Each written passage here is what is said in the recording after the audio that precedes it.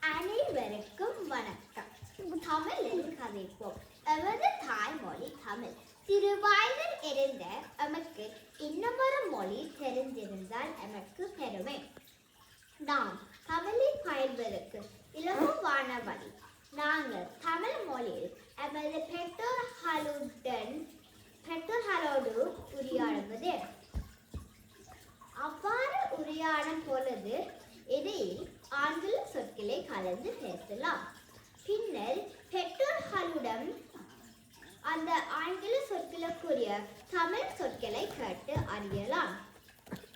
அடுத்த தடவை உரையாடும் பொழுது அறிந்த தமிழ் சொல்லை பயன்படுத்தலாம். நாங்கள் ஒவ்வொரு விளையாட்டுக்கும் செல்லும் பொழுது அல்லது புதிய ஆங்கில சொற்களை அறியும் பொழுதும் அதுக்கான தமிழ் சொல் என்ன என்பதை தமிழ் தெரிந்தவர்களுடன் கேட்டு அறியலாம்.